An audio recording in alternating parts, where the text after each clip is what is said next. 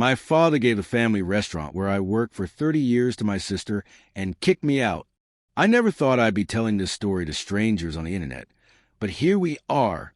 Life has a funny way of turning your plans upside down. One day you're stirring sauce in your family's kitchen. The next you're watching your name appear on millions of bottles across America. But I'm getting ahead of myself. My name's Mike Green, 42, born and raised in the sweltering humidity of southern Louisiana. If you've ever driven through Hammond on your way to New Orleans, you might have spotted a weathered wooden shack with a smoking pit out back and a neon sign that flickered Green's Barbecue Shack against the evening sky. That place was my whole world for most of my life. My grandfather started back in 1953 with nothing but a grill, a dream, and a handful of secret recipes. He was a stubborn man who believed that good food could bring folks together better than anything else. The restaurant passed to my father, Harry, in the 80s, and I started working there when I was tall enough to reach the countertop, standing on a milk crate, of course. But it was my grandmother, Etta, who really shaped me. While Grandpa handled the meat, Grandma Etta was the sauce wizard. That woman could make a sauce so good it'd make you want to baptize yourself in it. I'd watch her hands dance over steaming pots, adding pinches of this and dashes of that, never measuring anything. Sauce is the soul of the dish, Mike, she'd tell me, her eyes crinkling at the corners. Cook with your heart, and people will taste it. By the time I was a teenager, I'd memorized every one of her recipes. When she passed away, God rest her soul, I took over sauce duty. Folks would drive for hours just to taste our sweet heat or smoky maple barbecue. Truckers planned their routes to stop by. We even had a regular from Mississippi who'd make the 3-hour drive twice a month just for our ribs and sauce. I guess that's why I never really thought about leaving. The restaurant was home. Dad would put his arm around my shoulders, smelling like smoke and spices, and say, "You're my right hand, son. One day, half this place will be yours when I step back." It wasn't just words to me. It was a promise, a future I could taste as clearly as our signature sauce. That's the thing about family businesses in America. They're not just about making money.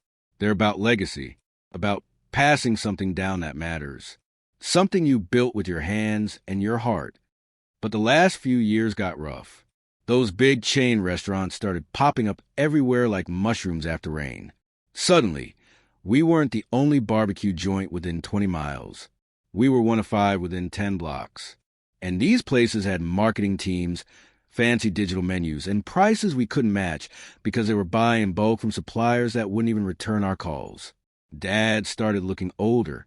The books kept showing red, and the bank kept calling about the loan payments on the new smoker we'd bought in 2022.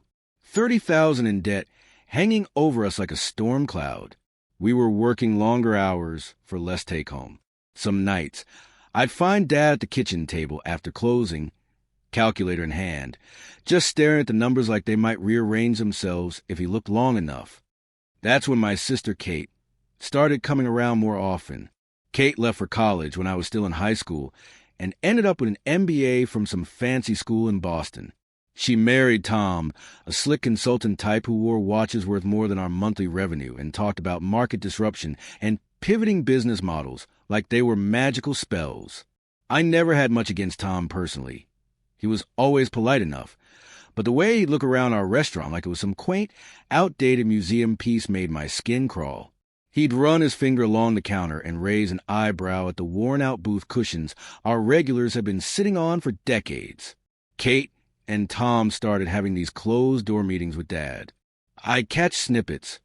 Modernization, rebranding, untapped potential. One evening, I overheard Kate's voice through the office door. "Mike's stuck in the past, Dad. His sauces are pure nostalgia, not business. We need a fresh approach if this place is going to survive." My stomach knotted up. These sauces weren't just recipes. They were Grandma Etta's legacy. They were the heart of our restaurant, the reason people came back. I wanted to burst in and defend myself, but something held me back. Maybe it was a tired agreement in Dad's voice when he responded. A week later, Dad called me into the office. He looked like he'd aged 10 years in 7 days. His hands, calloused from decades of working the pit, trembled slightly as he gestured for me to sit. Kate's got some ideas for turning things around, he said, not quite meeting my eyes. She knows business. Mike, she's got connections. Investors willing to help if we make some changes.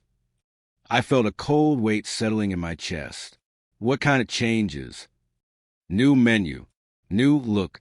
Keeping up with the times. He rubbed his face. I'm tired, son. The bank's breathing down my neck. I don't have fight left in me. We can make it work, Dad. Our customers love our food, love our sauces. We just need. Kate understands the market better, he cut in. She's got the education I never had. The education you never had. That stung. I'd chosen the restaurant over college because he'd said he needed me, because he'd promised me a future here. I'm giving her control of the restaurant, he continued, the words landing like hammer blows. She's got the skills to save this place. I sat there, stunned. But you always said, things change, Mike. I'm sorry. Just like that, decades of promises evaporated. I walked out of that office feeling like I'd been sucker punched. 20-plus years of 5 a.m. mornings, of burned forearms and aching feet, of giving up dating, giving up vacations, giving up my own life because the restaurant always came first. All for a promise that apparently meant nothing. The changes started immediately. Kate brought in this chef named Ray, an old buddy of Tom's from culinary school. Ray had worked at some fusion places in Atlanta and talked about himself in the third person sometimes. The guy strutted into our kitchen like he owned it, with his pressed white coat and a knife roll that probably cost more than my car payment. The first thing Ray did was assess the inventory. I watched him open our fridge, picking up containers and jars of my sauces with 2 fingers like they were dirty diapers. What are these? Grandma's fairy tales in jars. He snorted, examining my latest batch of honey fire sauce. No one sells this home-style stuff in 2025 anymore. It's all about infusions, foams, and molecular gastronomy now. Before I could stop him, he was dumping my sauces down the drain. Decades of perfected recipes, gurgling away while he whistled some pop tune. I literally felt sick watching Grandma Etta's legacy disappearing before my eyes. I found Kate in the dining room, looking at fabric swatches with some interior designer. Ray's throwing out all my sauces. I said, trying to keep my voice steady. Those recipes are what built this place. Kate didn't even look up. Ray's a professional. Mike, he trained at Johnson & Wales. His last restaurant got a write-up in Southern Living. This is still a family restaurant. Our customers expect. Our customers are disappearing because we're not keeping up with the times, she snapped, finally meeting my gaze. Ray knows what millennials and Gen Z want. You're still cooking for the boomer crowd that's dying off. I couldn't believe what I was hearing. So my 20 years of experience means nothing? Experience at running a failing restaurant? She shook her head. Look, if you want to stay, you need to get on board with the changes. If not, she shrugged, turning back to her swatches. Take your sauces and go. Ray doesn't need them. That night, I couldn't sleep. I kept thinking about Grandma Etta, about how she taught me to respect food, to understand that what we serve people becomes part of them. A good sauce carries memories, Mike, she used to say. When people taste something truly special, they remember where they were, who they were with. You're not just feeding their bellies, you're feeding their souls. I remembered how her gnarled fingers would grip my small hands as she taught me to stir.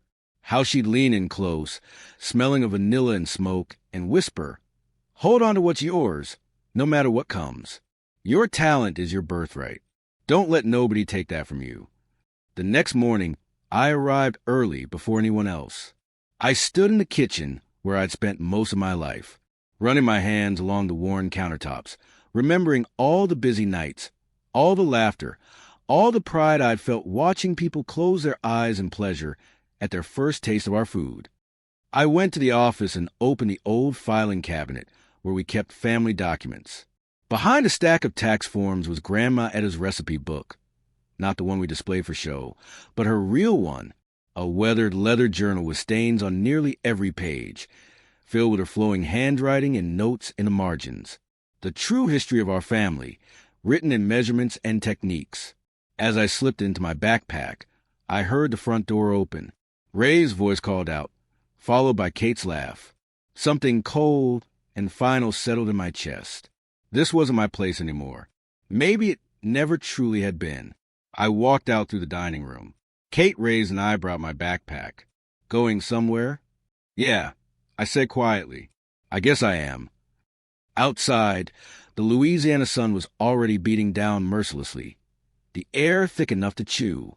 The neon sign that had guided me home countless times now seemed like it belonged to strangers. I took one last look at Green's barbecue shack, the promise that had shaped my entire life, now crumbling to dust. In my pocket, I felt the weight of my keys to the restaurant. 20 years of loyalty, of believing in family, of trusting my father's word, all to fit on that small metal ring. I placed the keys on the windowsill beside the door. As I walked away, Grandma Etta's voice echoed in my mind. Your talent is your birthright. Don't let nobody take that from you. I didn't know then that losing everything would be the best thing that ever happened to me. I didn't know that my greatest humiliation was about to become my greatest triumph.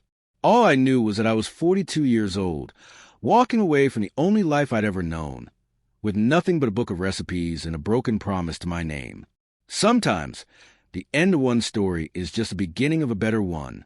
But standing there in that parking lot, watching my sister and Ray laughing through the window of what used to be my future, I couldn't see that yet.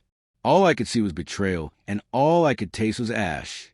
The first few days after walking out of Green's barbecue shack were a blur of cheap whiskey and self-pity in my cramped apartment.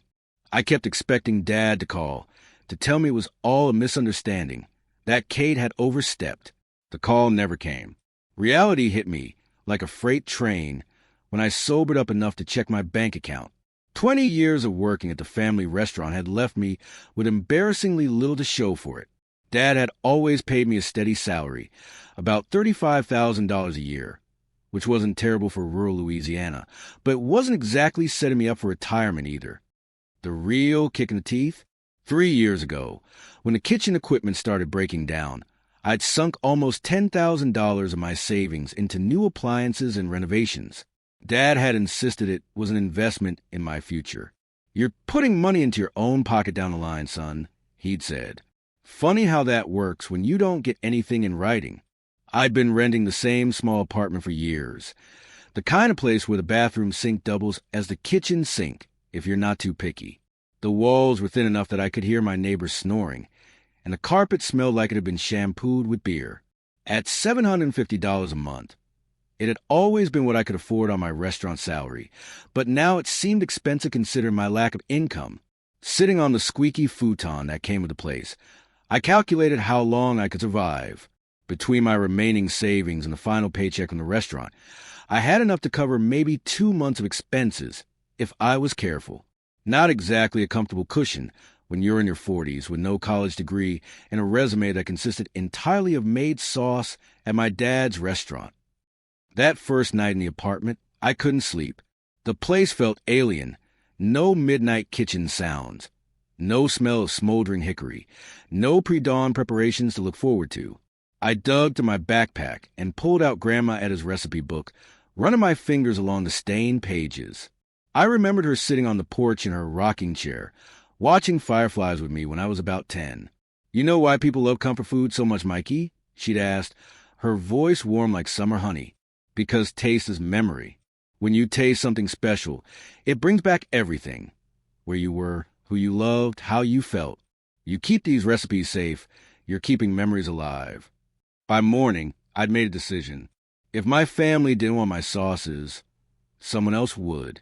I might not have much, but I had Grandma Etta's wisdom and 20 years of perfecting her recipes. I spent the next day gathering supplies. My budget was tight, but I scraped together enough for basic ingredients and 10 small glass bottles from the craft store. The apartment kitchen was barely big enough to turn around in, but I made it work, carefully measuring and mixing the components for Grandma's sweet heat barbecue sauce, her most popular recipe. The familiar aromas filled my tiny apartment: molasses, apple cider vinegar, cayenne, smoked paprika, and a dozen other ingredients that came together in a symphony of scent. For the first time since leaving the restaurant, I felt like myself again. This wasn't just sauce. It was my heritage, my identity. I stayed up late into the night, stirring and tasting, adjusting and refining. When the final batch was bottled, I stood back and looked at my humble production line. 10 small glass bottles with handwritten labels. Not exactly a corporate empire, but it was a start. The next morning presented a new challenge: how to sell them. I had no connections, no storefront, no reputation outside of Greens. Setting up at the farmer's market required permits and fees I couldn't afford. Online sales meant shipping, websites, and logistics I wasn't prepared for. I loaded my bottles into a cooler and drove around town, stopping at small grocery stores and local shops. Most owners barely looked at me before saying no. Some took pity and explained they only worked with established distributors. One lady actually laughed when I told her the price: $5 a bottle. "Honey, people around here buy sauce for $1.99 at Walmart," she said, not unkindly. "Unless you got some miracle in that bottle, you're barking up the wrong tree." By sunset, I hadn't sold a single bottle. I sat in my car, staring at the cooler of rejection in my passenger seat, wondering if Kate had been right all along. Maybe my sauces were just outdated nostalgia. Maybe Ray, with his fancy culinary degree, knew better than me about what people wanted. Then I remembered something else Grandma had used to say: the right person will find value in what you offer. Your job is just to keep offering it. I noticed I was parked across from Jim's car wash, where people would wait around while their vehicles got cleaned. On impulse, I grabbed the cooler, crossed the street, and asked Jim if I could set up a small table. Jim was an old-timer who'd brought his truck to Greens every Sunday after church for as long as I could remember. His eyes lit up with recognition. "Mike Green? Hell, I heard what happened at the restaurant. Your sister's new chef makes sauce that tastes like it came from the wrong end of cow." He waved at a rickety card table by the waiting area. "Set up there. No charge. Just bring me a bottle next time." I fashioned a sign out of cardboard. "Taste of home, $5. Then I sat in the Louisiana heat for 3 hours, watching people glance at my humble display with mild curiosity before returning to their phones. Finally, a man in a pickup pulled in for a wash and wandered over while his truck was being serviced. "You're from Greens, aren't you?" he asked, examining a bottle. "I used to love your hot honey sauce on ribs." Just like that, I made my first sale. By the end of the day, I'd sold 2 more bottles. Not exactly hitting the jackpot, but it was something. I returned the next day, and the next. By the end of the week, I'd sold 6 bottles total. At this rate, I'd be able to cover my rent sometime around never. But there was something satisfying about watching people's faces when they tasted the sauce. That moment of surprise, then pleasure. One woman closed her eyes and said, "This tastes like my childhood." Another man bought 2 bottles after trying a sample, saying he hadn't tasted sauce like this since his grandpa's cookouts in the 80s. I was making a pathetic amount of money, but for the first time in my life, I was connecting directly with the people who enjoyed my food. No restaurant walls between us. Just me, my sauce, and their reaction. It was the middle of my second week at the car wash when this guy in a Texas-plated SUV pulled in. Everything about him screamed tourist, from his expensive sunglasses to his Hawaiian shirt. He tried a sample, then bought a bottle without a word. I figured that was that. The next morning, Jim from the car wash called me. "Mike, you might want to get down here. Your phone number's on those sauce bottles, right?" I'd handwritten my cell number on each label, figuring it couldn't hurt if someone wanted more. "Yeah, why?" "Some fella posted about your sauce online. People have been stopping by asking for you. I've been giving them your number from the bottles we sold." When I hung up, I noticed my ancient phone had more notifications than I'd ever seen. My hand shook as I scrolled through dozens of messages from unknown numbers and the Instagram account I created years ago but rarely used. "Are you the sauce guy from Hammond? Do you ship to California? Can I order a case of your sweet heat?" Confused, I kept scrolling until I found a link to an Instagram post. The tourist from Texas turned out to be some food blogger with a decent following. He'd tagged the location as Jim's Car Wash, Hammond, Louisiana, and posted a picture of my sauce with his barbecue dinner at his hotel with the caption, "Random find at a car wash in Louisiana. This sauce tastes like my mama's Sunday barbecue in the 90s. No fancy packaging, no hipster marketing, just pure flavor that transported me straight back to childhood. If you're ever in Hammond, look for the guy with the card table. Grabbed his number from the bottle label. Worth hunting down." The post had over 50,000 likes. 50,000 likes. I sat on the edge of my bed, staring at my phone in disbelief. Among the comments was one that stood out. "I manage a specialty food store in Houston. We'd be interested in stocking this if it's commercially viable. Does he have the proper licensing or a commercial kitchen?" This question hit me like a bucket of cold water. Of course, I couldn't just cook sauce in my apartment and sell it to stores. The health department would have a field day.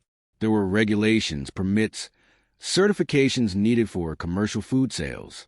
With trembling fingers, I replied honestly, explaining my situation, that I was just starting out using family recipes and hadn't yet navigated the commercial licensing process. To my surprise, the manager responded quickly, "Been there myself. I know a shared commercial kitchen in Hammond that lets small producers rent by the hour. Kitchen Collective on Oak Street. They help with the paperwork too. Get set up properly, then we'll talk. Your sauce has serious potential." The kitchen rental would cost me, but it was my only legitimate path forward. I thanked the manager and immediately looked up Kitchen Collective. They offered not just commercial kitchen space, but guidance on getting the necessary permits and licenses for small food businesses. For $25 per hour plus a monthly membership fee, I could legally produce my sauce in their health department-approved facility. It would eat into my dwindling savings. But what choice did I have? If I wanted to do this right, to build something real rather than just selling a few bottles at a car wash, I needed to follow the rules. I spent the next day researching food regulations and visiting Kitchen Collective. The owners, a retired chef couple, walked me through everything I'd need: food handler certification, business license, insurance, proper labeling requirements. It was overwhelming, but they broke it down into manageable steps. "Everyone starts somewhere," the wife said kindly. "Your passion is obvious. The paperwork's just hoops to jump through." I dipped further into my savings to pay for the first month's membership, kitchen time, and necessary permits. It would take about 2 weeks to get all the paperwork processed and complete the required food safety course online. While waiting, I worked on proper labels with nutrition facts and ingredients lists, designed a simple logo at the library computer, and officially registered Mike's Mama's Fire as my business name at the local county clerk's office.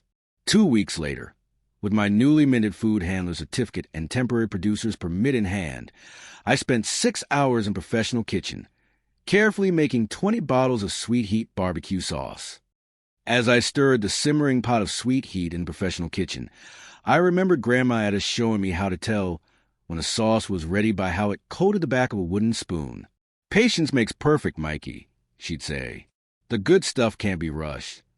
I'd always suspected that she wasn't just talking about sauce. 3 days later, I packaged 20 bottles of sweet heat barbecue sauce into a cardboard box, each one with proper FDA-compliant labels showing ingredients, nutrition facts, and production information. It cost me more than I'd expected, between kitchen rental, permits, proper bottles, and professional labels, but holding that legally produced product in my hands felt different. This wasn't just homemade sauce anymore. This was the beginning of a real business. As I handed the package to the FedEx clerk, I felt like I was sending my child off to college. What if the store hated it? What if customers complained? What if this one chance at redemption fell apart? The wait was excruciating. I kept checking my phone, jumping whenever it buzzed. I couldn't afford to keep making sauce without income, but I also couldn't afford to get a regular job and give up on this fragile dream. I was betting everything on 20 bottles of barbecue sauce. 4 days after shipping, my phone rang with a Houston area code. My heart nearly stopped as I answered. "Is this Mike Green?" "The sauce guy," a friendly female voice asked. "Yes, that's me," I replied, trying to sound like someone who regularly shipped product to actual stores, not a desperate middle-aged man in a rundown apartment. "Your sauce is amazing. We put out samples yesterday, and we're already sold out. Our customers are asking when we can get more. Can you send us 50 bottles this time? And do you make other flavors? I sat down hard on my futon, which let out a groan of protest. 50 bottles. Other flavors. This was happening. It was really happening. Yes, absolutely. I managed to say, I can start working on that right away. After hanging up, I did something I hadn't done since leaving Greens. I laughed out loud, a full-bodied laugh that probably confused my snoring neighbor. Then I cried a little, thinking of Grandma Etta and how proud she'd be. That night, I couldn't sleep again, but for entirely different reasons. My mind was racing with possibilities. If one store in Houston wanted my sauce, maybe others would too. I needed to scale up, find a commercial kitchen, create proper labels, maybe even a brand name. I opened Grandma Etta's recipe book to the Sweet Heat page and noticed something I'd overlooked before. In the margin, in her flowing handwriting, was a note. Remember, Mikey, the greatest revenge is living well. Success is sweeter than any grudge. It was like she was speaking me across time. I'd been so focused on proving Kate and Ray wrong that I'd almost missed what was happening. People genuinely loved my sauce. This wasn't about revenge or proving a point. This was about honoring Grandma Etta's legacy and creating something of my own. The next morning, I woke up with a new sense of purpose. I'd been thinking too small. One store in Houston was just the beginning. This could be bigger than Green's Barbecue Shack ever was. This could be my legacy. I grabbed a notepad and started planning.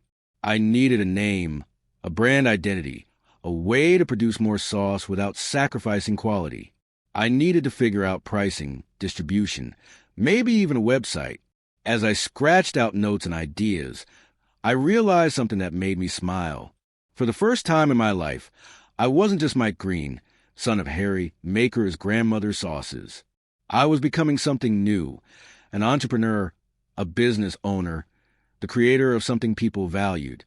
I had no idea then how far this journey would take me, or how my little cardboard sign at a car wash would eventually lead to something beyond my wildest dreams.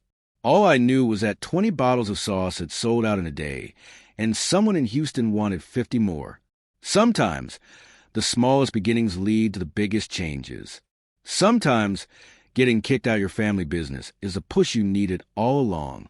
And sometimes, a simple sauce recipe passed down from your grandmother can change everything.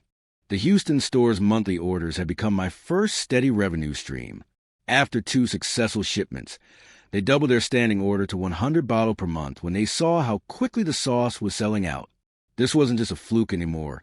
This was becoming a real business. That night, I sat at my rickety kitchen table surrounded by notes and calculations.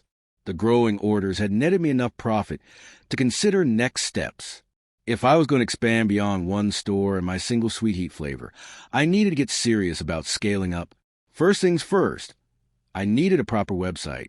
Something better than handwritten phone numbers on labels. I found a template on Wix for $50 that looked professional enough without breaking the bank. I stayed up until 3 a.m. figuring out how to customize it, cursing at my ancient laptop every time it froze. The next morning, I called my old buddy Darnell. We'd played high school football together, and he'd gone on to become a graphic designer at a local print shop.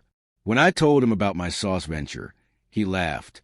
Man, I was wondering what happened to you after I heard about the restaurant. Trading one kitchen for another. Huh? When I explained my situation broke, starting from scratch, trying to build something, his tone changed. Send me some photos of the sauce and tell me the story behind it. I'll work up something on my lunch breaks. Consider it payback for when you helped me rebuild my deck after Hurricane Laura. A week later, Darnell sent me professional label designs that would have cost hundreds if I'd paid retail. Simple yet eye-catching, with a vintage feel that captured Grandma Etta's legacy without looking outdated.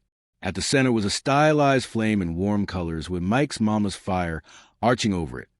With the new labels and website, I felt legitimate enough to start approaching local farmers markets and small grocery stores. I'd load my car with samples and drive around Louisiana and East Texas on weekends, talking to anyone who'd listen about my sauces and the family history behind them. Most people were polite but uninterested.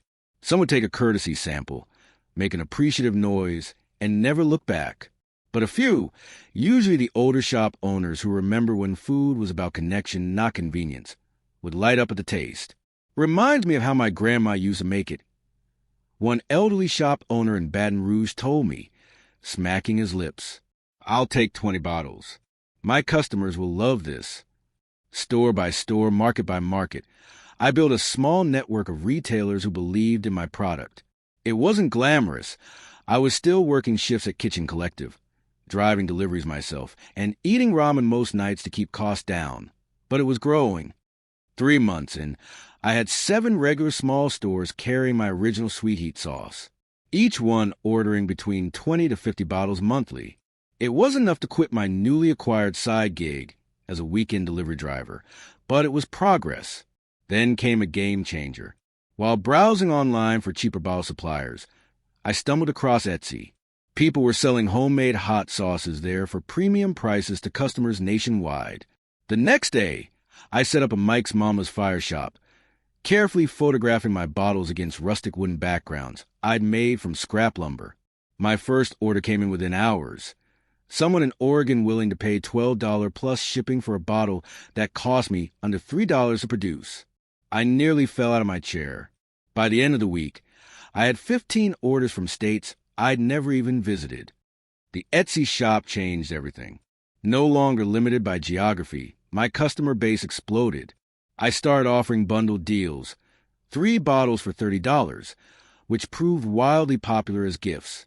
One customer left a review saying, "Bought this for my dad who's a barbecue snob. He asked for the recipe, which means it's better than his." Highest praise possible.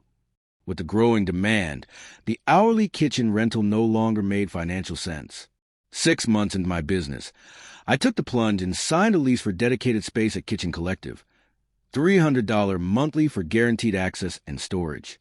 It ate into my profits, but the time saved from not having to haul all my equipment and ingredients back and forth made it worthwhile. I expanded my line to include Grandma Etta's smoky maple and tangy peach sauces, which found their own followings. The smoky maple became especially popular in New England of all places. Apparently, Vermonters know their maple, and they approved of how I used it. Around month 8, I received an email that I initially thought was spam. Interested in featuring your sauce in our quarterly small batch food box. Please call to discuss. A subscription service with 5,000 customers wanted to include a miniature bottle of my sweet heat in their summer shipment. The day their order for 5,000 mini bottles arrived at Kitchen Collective, the owners helped me set up a small assembly line of fellow food entrepreneurs. We worked for 12 hours straight, filling, capping, labeling, and packing while I told stories about Grandma Etta. I paid everyone in sauce and pizza, and by midnight, we'd transformed my one-man operation into a genuine production line. That subscription box introduced my sauces to thousands of food enthusiasts across the country. Orders spiked so dramatically that I had to temporarily shut down my Etsy store to catch up. My delivery side gig became a distant memory as I worked 14-hour days just keeping up with demand. By the 1-year anniversary of leaving Green's Barbecue Shack, Mike's Mama's Fire was selling through 5 regional distributors to over 100 specialty food stores across the Southeast. My apartment was still small and shabby, but now it was filled with business files, sample bottles, and the occasional feature in food blogs that had started reaching out for interviews. I hired my first employee, a culinary student named Zoe, who needed flexible hours and turned out to have an uncanny palate for quality control. She caught a bad batch of tangy peach before it shipped, saving me from potentially disastrous reviews. My grandma always said you can taste when something's made with love. Zoe told me after nailing a particularly tricky production run. But you also need someone to taste when something's made with the wrong vinegar ratio. Summer was winding down when my phone rang with a Louisiana area code I didn't recognize. "Mr. Green, this is Paula Landry from Southern Living magazine. We're doing a feature on Southern entrepreneurs preserving traditional flavors. Your name keeps coming up in our research." The resulting article, From family table to national taste, How My Green Bottle Memories included a full-page photo of me in the kitchen collective, stirring a pot of sweet heat with Grandma Etta's wooden spoon. The caption read, "Green uses his grandmother's utensils and recipes, believing they carry the love that makes his sauces special." Letters started arriving at my P.O. box after the article. Handwritten notes from people across the country telling me how my sauce reminded them of their own childhoods. My father passed last year, and he used to make a sauce just like your sweet heat. Having it at our family barbecue felt like he was still with us. I haven't tasted anything like this since my grandmother's cooking in rural Georgia. Thank you for keeping these flavors alive. I kept every letter in a special folder. On hard days when production problems or distribution hiccups made me question everything, I'd read them to remind myself why I was doing this. It wasn't just about sauce anymore. It was about preserving a piece of Southern culture that was fading in a world of mass production and artificial flavors. The Southern Living article caught the attention of a producer at Good Morning America. Their American-made segment wanted to feature small businesses, keeping traditions alive. Before I knew it, I was flying to New York City, my first time on an airplane, with a suitcase full of sauce samples. The studio was overwhelming. Bright lights, bustling crew members, celebrities casually walking past. The host, a woman whose face I'd seen countless times on TV but never expected to meet, sampled my sweet heat on air. "MMM, that takes me back," she exclaimed. "Folks, this is what real barbecue sauce tastes like." Mike Green is proof that the American dream is still alive and well. I watched the segment in my hotel room the next morning, barely recognizing the confident-looking man on screen talking about family recipes and his grandmother's wisdom. Was that really me? The same guy who, just a year ago, had been unceremoniously kicked out of his family restaurant? Orders crashed our website within minutes of the segment airing. My phone died from notification overload. By the time I landed back in Louisiana, 3 regional grocery chains had left messages wanting to discuss stocking arrangements. The largest of them, Gulf Coast Grocers, operated 86 stores across Louisiana, Mississippi, and Alabama. Their buyer didn't mince words during our meeting. "We want exclusivity in our markets. 10,000 bottles initial order, split across your 3 flavors. Can you handle that volume?"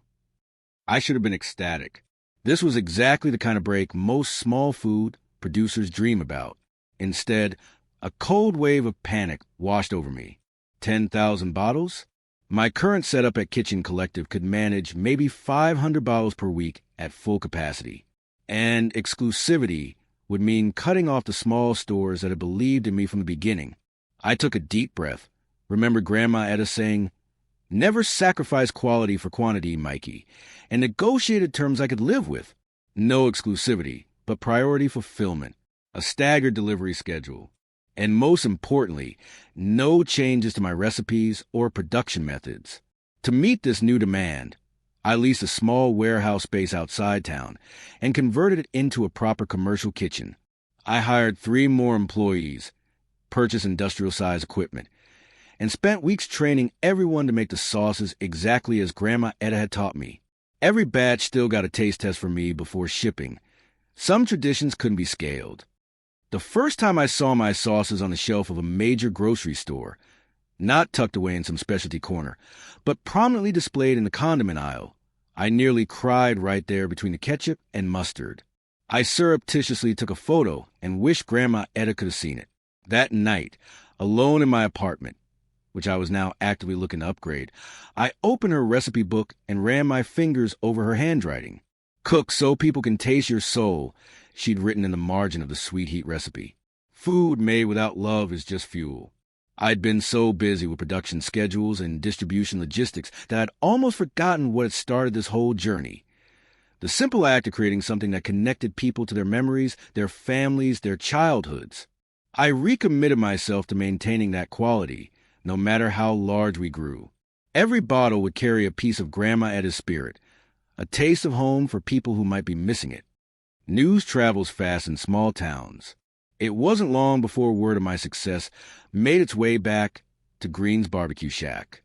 I heard through mutual friends that business had been steadily declining there. The modern fusion approach that Ray had implemented wasn't connecting with the loyal customers who'd been coming for generations. They missed the traditional flavors, the comfort food that had defined the restaurant for decades. One evening, I was going over invoices in my new office at the warehouse when my phone rang with a number I hadn't seen in over a year. Kate's number.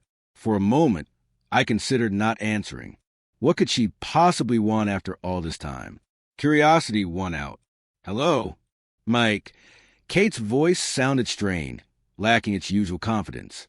I saw your sauce at Albertsons yesterday. The end cap display and everything. Yep, Gulf Coast picked us up regional-wide. An awkward silence followed before she continued. That's really something. Congrats. More silence. I wasn't going to make this easy for her. Look, she finally said, I may have been hasty in my assessment of your contributions to the restaurant. I nearly laughed out loud at the non-apology. Classic Kate, unable to admit she'd been flat out wrong. Things at Green's aren't going as well as projected, she continued, her business school vocabulary unable to simply say they were failing. Ray's vision hasn't resonated with our core demographic. You mean people hate his food? I translated. A sigh. Customer retention has been challenging. I waited, knowing there had to be more. Kate hadn't called just to awkwardly acknowledge my success. Anyway, she continued, I was thinking maybe this would be a win-win. Your sauce is obviously popular. The restaurant has an established infrastructure, perhaps some kind of collaboration. I thought about the day Ray had dumped my sauces down the drain, about how Kate had told me to take my recipes and go if I couldn't get on board with her grand vision, about Dad turning his back on decades of promises. I'm doing pretty well on my own, Kate, but thanks for the call. As I hung up, I felt a weight lift that I hadn't even realized I'd been carrying. For months, part of me had still been that hurt, betrayed son seeking approval and recognition from his family. That guy was gone now. In his place stood a business owner who'd built something valuable all on his own. The next morning, I received an email from the producer at Good Morning America. The response to my segment had been so positive that they wanted to bring me back for their Thanksgiving special, this time demonstrating how to use my sauces in holiday recipes. As I wrote back accepting the invitation, I caught a glimpse of my reflection in the computer screen. Shoulders straight, smile genuine, eyes clear and focused. Grandma Etta used to say, when you know your worth, nobody can discount you. She was right, as always. I didn't know then that Kate's call was just a beginning, that the real showdown with my family was yet to come, or that the next year would bring challenges that would make this first one look like a warm-up.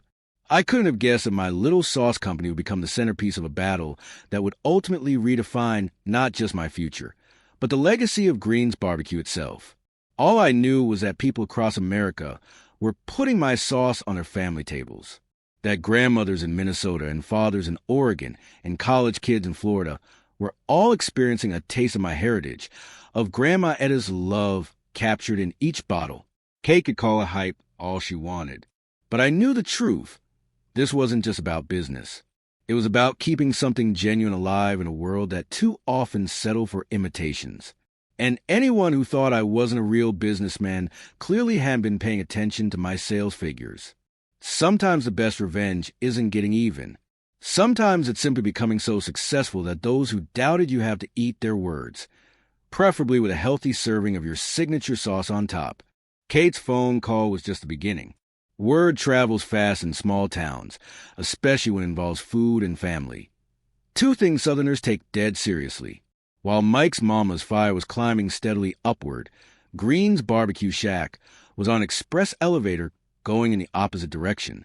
I heard through the local grapevine that regular customers were abandoning the place in droves. Ray's fusion cuisine might have impressed food critics in Atlanta, but the folks in Hammond weren't interested in paying extra for smaller portions with fancy French names. They wanted the comfort food they'd grown up with, the dishes that reminded them of Sunday dinners and family reunions. The reviews on local Facebook groups were brutal. Ordered the deconstructed barbecue plate and got a pile of ingredients that I'm supposed to assemble myself for $24? No thanks. Another long-time customer posted. Asked for sauce and got a thimble of foam. Where's the real green sauce? This isn't what we've been coming here for 30 years to eat. I'd be lying if I said I didn't feel a twinge of satisfaction. There's something uniquely human about wanting validation when you've been wronged. But mostly I felt sad. That restaurant had been the center of my universe for most of my life. Watching it circle the drain wasn't a victory I might have imagined. My business, meanwhile, kept growing. After the Good Morning America spot, regional distributors started calling. Our warehouse operation expanded to include 6 full-time employees. We introduced 2 more classic flavors from Grandma Etta's recipe book and a limited edition seasonal sauce that sold out in 48 hours. I was so busy I barely had time to think about greens until Tom showed up at my warehouse one Tuesday afternoon. He was wearing a suit that probably cost more than my monthly rent, but his usual confident smirk was nowhere to be seen. "Mike," he nodded, looking uncomfortable. "Got a minute?" I guided him to my office. Really just a corner of the warehouse with a desk and some filing cabinets, but it had a door we could close. "Nice operation you've got here," he said, glancing around. "Very efficient." I waited. Tom wasn't here for small talk. He cleared his throat. So I'll cut to the chase. Greens is in trouble. The rebranding hasn't connected with the customer base the way we projected. I bit back a sarcastic response about how replacing generations of tradition with trendy food gimmicks might not have been the smartest business move. "We've had to take out additional loans to cover operating costs," he continued. "The bank is getting nervous." Still, I waited. Tom squirmed in his chair. "Look, your sauce is doing well. Really well, from what I hear. Kate and I thought, maybe there's a way we could work together. Your sauce and our restaurant. A family reunion, so to speak." There it was. The restaurant that had thrown me out was now asking for my help. "We'd give you excellent placement. Your brand prominently featured. A dedicated section on the menu. We could even rename some dishes after you." I leaned back in my chair, thinking about the day Ray had poured my sauces down the drain, about Kate telling me to take my recipes and go, about Dad breaking decades of promises. What does Dad say about this idea? I asked. Tom's expression tightened. Harry's not involved in day-to-day operations anymore. His health hasn't been great since everything happened. A pang of worry shot through me. Dad and I might have our issues, but he was still my father. Is he okay? Stress, mostly. Doctor says he needs to take it easy. Tom waved dismissively. "Look, this'll be good for everyone. Your sauce get a physical location. We get a product customers actually want. We split the profits." I stood up. "I appreciate you coming by, Tom, but I'm going to pass." His confident facade cracked. "Mike, be reasonable. This is your family's legacy we're talking about." "You're right. And you all decided I wasn't part of that legacy a year ago. You made your choice when you hired Ray. I made mine when I walked out." The next day, Kate herself showed up, always a closer when Tom couldn't seal the deal. "You're being petty," she said, not bothering with pleasantries. "This is business, not personal." I had to laugh at that. "Kate, it's a family restaurant. It's literally the definition of personal business. We're offering you a fair deal. Better than fair. You'd have your name on the menu. Your family name back where it belongs." "My family name is already exactly where it belongs, on my sauce bottles in stores across the country." She switched tactics. "Dad's asking for you. He's not doing well, Mike." That hit harder. I hadn't spoken to Dad since I walked out. Part of me had been waiting for him to call, to apologize, to acknowledge what he'd done. That call never came. If Dad wants to talk to me, he has my number. Kate's eyes narrowed. "You'd let the restaurant die over pride? Grandpa built that place from nothing, and you and Ray dismantled it just as fast. Don't put that on me." I stood up, signaling the end of our conversation. "I wish you luck, Kate. I really do. But Mike's Mama's Fire and Green's Barbecue Shack are separate businesses now. That's how you wanted it, remember?" As she left, I heard her mutter, "This isn't over." She was right about that, but not in the way she thought. 2 weeks after Kate's visit, I received a call from a representative at Whole Foods. They'd tasted my sauces at Food Expo in Austin and were interested in carrying them in their southern region stores. Initially 47 locations, with potential for nationwide if sales met projections. The timing couldn't have been better. We just completed our USDA organic certification process, making our products a perfect fit for their customer base. The contract wasn't exclusive, meaning I could still work with my existing retailers, but it represented a massive step up in volume and visibility. My team and I celebrated with cheap champagne in plastic cups. From a card table at a car wash to Whole Foods shelves in just over a year. Not bad for a guy whose sister thought he didn't understand business. The local newspaper ran a small feature about our Whole Foods deal. Nothing major, just a paragraph or two in the business section. But in a town the size of Hammond, that was enough to make waves. I was picking up coffee at my usual spot when the cashier handed me my change with a smile. Saw you in the paper yesterday. My husband says your daddy must be proud. An uncomfortable silence followed as other locals in line exchanged glances. Everyone knew the story by now. Haven't really talked to my dad lately, I said, trying to keep my tone light. But thanks. As I turned to leave, she added, It's a shame about greens. Always love their ribs. What about greens? I asked, confused. Oh, honey, you haven't heard? They filed for bankruptcy yesterday. Sign on the door says, close until further notice. I sat in my car, coffee cooling in the cup holder, a strange mix of emotions washing over me. The restaurant where I'd grown up, where I'd learned to cook, where I'd planned to spend my entire working life. Gone. Just like that. Part of me felt vindicated. Kate and Tom's modern vision had failed spectacularly, just as I had predicted. Ray's fusion cuisine hadn't saved them. Maybe now they understood what they'd thrown away. But another part of me felt hollow. This wasn't how the story was supposed to end. In my mind, I'd always imagined that someday, after I'd proven myself, there might be a reconciliation. Dad would see what I'd built, regret his choice, and we'd find some way to bring the family back together.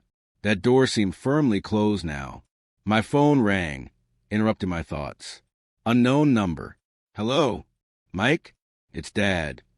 His voice sounded older, more fragile than I remembered. For a moment, I couldn't speak. I guess you've heard, he continued into my silence, about the restaurant. Just now, I managed to say, I'm sorry. A humorless laugh came through the line. You're sorry? That's rich. Dad, I didn't want. I know you didn't, son. His voice softened. That's not why I'm calling. I wanted to say, I made a mistake. I should have stood by my promise to you. The words I'd been waiting a year to hear. But now that they'd arrived, I found they didn't carry the weight I'd expected. Kate convinced me she knew best, he continued. That modernizing was the only way forward. I was tired. Son, so damn tired of fighting just to keep the doors open. I took the easy way out. I remembered how he looked the day he told me the restaurant was going to Kate. The defeat in his eyes. The slump of his shoulders. Maybe I hadn't been the only one betrayed. It's water under the bridge now, Dad. I said, surprised to find I mostly meant it. Is it? He sounded hopeful. Because I've been thinking, you've done real good with your sauce business, Mike. Real good. Your grandmother would be proud. A lump formed in my throat at the mention of Grandma Etta. I was wondering if maybe, if you might have room for an old fry cook in that operation of yours. I still know my way around a kitchen. The question caught me completely off guard. Dad wanted to work for me? The world had truly turned upside down. Let me think about it, I said, not ready to make a decision on the spot. We should talk in person. Sure, he said quickly. Whenever you're ready. I'm not going anywhere. After we hung up, I sat in my car while longer, Grandma Etta's voice echoing in my head. Don't look back at those who didn't value you. But she'd also said, forgiveness seasons a soul like a good sauce seasons meat. I wasn't sure which piece of wisdom to follow. All I knew was that the call I'd been waiting for had finally come, and I felt nothing but confusion. My phone buzzed with text from Zoe. Turn on channel 7 now. I flipped on the radio to hear a familiar voice, mine. They were replaying a clip from the Good Morning America segment. The host was announcing that I'd be returning for their holiday special. Perhaps the universe was offering a hint about which direction to go. 6 months later, I was standing backstage at a culinary competition show in New York City. The lights were blinding, the audience enormous. My hands, which had remained steady through countless sauce batches and business negotiations, were shaking slightly. Just be yourself, the producer had advised during my pre-show prep. America already loves your story. Just let them see the real Mike Green. The host, a celebrity chef whose cookbooks had occupied a place of honor in Grandma Etta's kitchen, welcomed me onto the stage. The applause was overwhelming. Mike Green started a sauce company just 2 years ago at a car wash with 10 bottles. The host announced. Today, Mike's Mama's fires in over 2,000 stores nationwide, including Whole Foods and Trader Joe's. Mike, tell us what makes your sauce special. I looked out at the audience, at the cameras, at the judges waiting to taste my creation. In that moment, I wasn't thinking about Kate or Dad or Ray or the bankruptcy of Greens. I was thinking about Grandma Etta, about her wooden spoon stirring pots of sauce on Sunday mornings. It's not just food, I explained, watching as the host sampled my sweet heat. It's memory, love, and resilience in a bottle. His eyes widened as the flavors hit. That's extraordinary. I can taste the history in this. The giant screen behind us lit up with a black and white photo I provided. Grandma Etta at her stove, wooden spoon in hand, smiling at the camera. The audience let out a collective, "Ah, that's my grandmother, Etta Green. Everything I know about cooking in life, I learned from her." "And what would she say about your success today?" the host asked. I had to swallow hard before answering. She always told me, "Taste is memory, Mikey. When you cook with love, people remember not just the food, but how it made them feel." The studio audience erupted in applause. The judges awarded me the highest score of the day. But the real victory came later, when people lined up at the meet and greet, telling me stories about their own grandmothers, about family recipes, about traditions they feared were being lost. "My kids only want fast food," one woman told me tearfully. "But I bought them your sauce, and now they're asking me to cook my mother's chicken recipe again. You brought our Sunday dinners back." That night, in my hotel room overlooking the Manhattan skyline, a far cry from my cramped apartment in Hammond, I thought about how far I'd come, and how, in a strange way, getting pushed out of Greens had been the best thing that ever happened to me. As I was packing up to leave the next morning, there was a knock at my hotel room door. It was a food journalist named Sarah who'd interviewed me briefly after the show. "Sorry to bother you," she said with a smile that made her green eyes crinkle at the corners. "I had a few follow-up questions to my article, if you have time."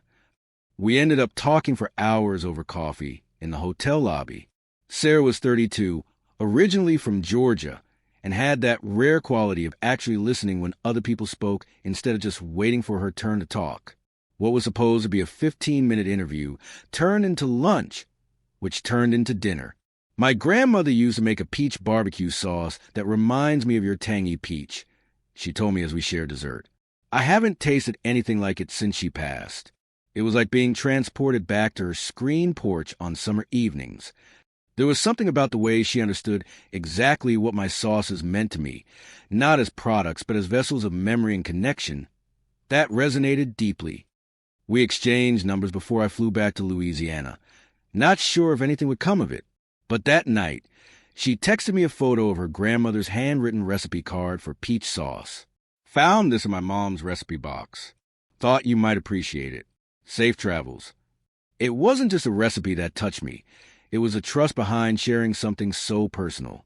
I called her the next day to thank her, and somehow we ended up talking for 3 hours. Those long phone calls became a regular thing. At first, we kept it professional. She'd ask about the business. I'd tell her about new flavors we were developing. But gradually, we started sharing more. I told her about the complicated situation with Dad, about my childhood memories of cooking with Grandma Etta. She told me about her dreams of writing a book about disappearing food traditions in the South. After 2 months of this, she pitched her editor a series on traditional Southern food artisans. with an emphasis on those preserving family recipes. It meant she'd be traveling through Louisiana. "I'll be in Hammond next Tuesday," she said casually during one of our calls. "Maybe I could see your operation in person?" For the article, of course. I spent the entire weekend before her visit reorganizing the warehouse, much to the amusement of my employees. "Never seen you fuss this much over a journalist before," Zoe teased when she caught me putting fresh flowers in my office. Sarah's research trip was supposed to last 3 days. She ended up staying for a week, then extending another week. I showed her around Hammond, took her to all my favorite local spots, introduced her to the farmers who supplied our ingredients. We spent evenings on my porch, talking about everything and nothing, the conversation flowing as easily as it had during those phone calls. On her last night in town, I finally worked up the courage to kiss her. It felt like the most natural thing in the world, as if we'd been heading toward this moment from the first time we met. "I was wondering when you'd get around to that," she said with a smile when we pulled apart. "For a businessman, you can be awfully slow sometimes." Long-distance dating is never easy, but we made it work. Sarah would come to Louisiana for a week, then I'd fly to New York for a weekend. She wrote her article, a beautiful piece that earned her a James Beard Journalism nomination, and started work on her book about Southern food traditions, featuring Mike's Mama's Fire as one of the central stories. 4 months into our relationship, she called with news. "I just got offered a job with Southern Living magazine," she said, excitement bubbling in her voice. "They want me to be their food culture correspondent, covering the entire Gulf Coast region." "That's amazing," I said, genuinely thrilled for her. "Where would you be based?" "That's the thing," she said. "I could choose. New Orleans would make the most sense logistically, but, I prompted when she trailed off. "But I was thinking Hammond might be nice," she said softly. "If I knew someone there who might want me around more permanently." Sarah moved to Louisiana 3 weeks later. We found her a small apartment in town, but she spent most nights at my place anyway. Having her there, someone who understood both me and my business, who could appreciate the legacy behind each sauce recipe, changed everything. The business was no longer just my lifeline. It became our shared passion. When Dad saw us working together at a food festival, testing new recipes, and laughing as we served samples, he pulled me aside. "That girl looks at you the way your mother used to look at me," he said, his voice gruff with emotion. "Don't let that slip away, son." Dad and I had slowly been rebuilding our relationship. He'd started helping at the warehouse a few days a week, his experienced hands and palate proving invaluable as we scaled up production. Having Sarah in the mix somehow made it easier. Her outsider perspective helped bridge the awkward silences that sometimes fell between us. When I heard through a real estate friend that the old farmhouse where Grandma Etta had raised Dad and his siblings was on the market, something clicked into place. The family had sold in the 90s after her death, and it had changed hands several times since. The place needed work. The roof leaked, the porch sagged, the kitchen was a travesty of 1980s renovations. But the bones were good. The old hickory tree still stood in the yard where Grandma Etta had taught me to recognize when the smoke was right for barbecuing. I didn't hesitate. This wasn't just a property investment. It was reclaiming a piece of my heritage. The closing costs barely made a dent in 1 month's sauce profits. My plan wasn't to live there. My place in town suited me fine, but to transform it into the Mike's Mama's Fire headquarters and test kitchen, a place where we could develop new recipes, host community events, and maybe someday offer cooking classes focused on preserving family food traditions. Sarah was with me the first time I walked through after closing the deal. She stood in the middle of the dilapidated kitchen, turning slowly to take it all in.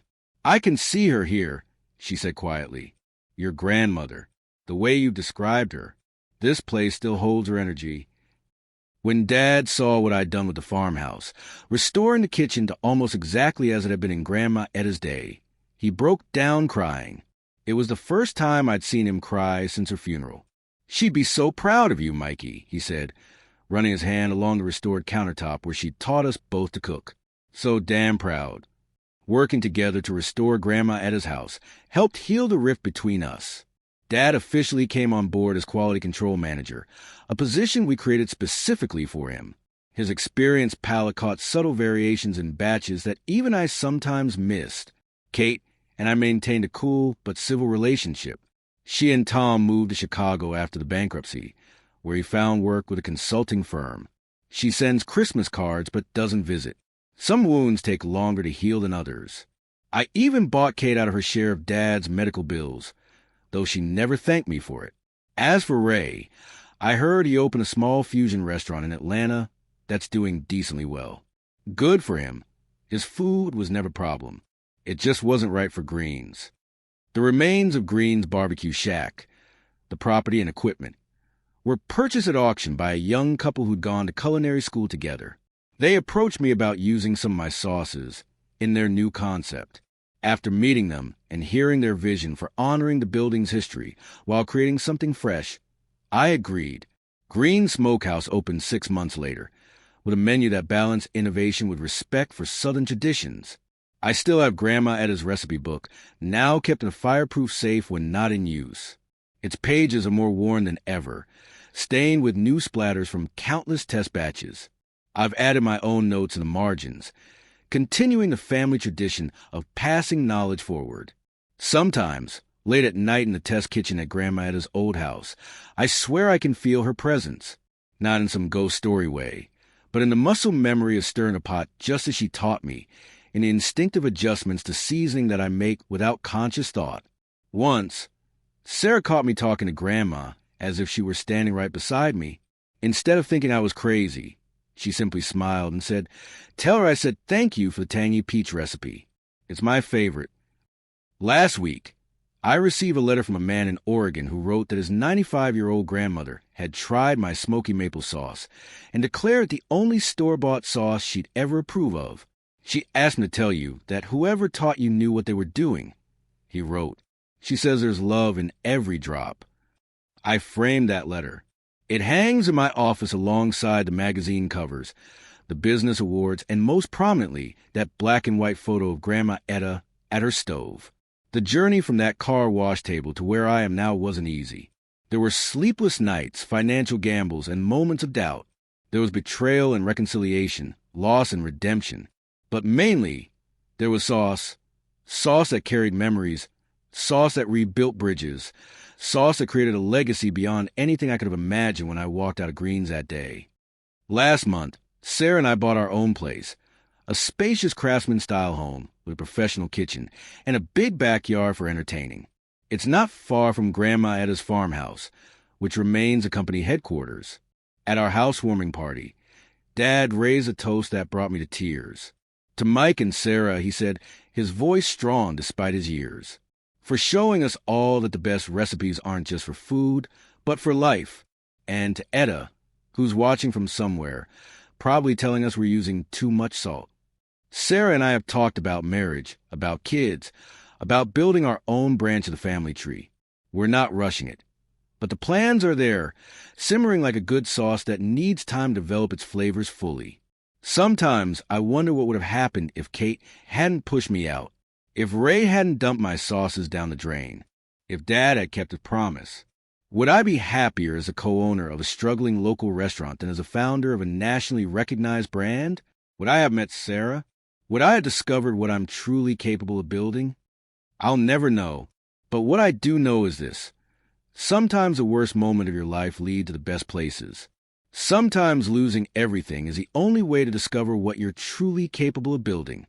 And sometimes, just sometimes, the best revenge isn't getting even. It's the sweet taste of success bottled and sold in stores nationwide. Seasoned with the wisdom of grandmother who believed in you before anyone else did. Grandma Etta used to say, "A good sauce stays with you long after the meal is over." Turns out, the same is true of a good life lesson. And those, like her recipes, are meant to be shared. So if you're ever facing your own Greens barbecue shack moment, that devastating instance when everything you counted on crumbles, remember my story.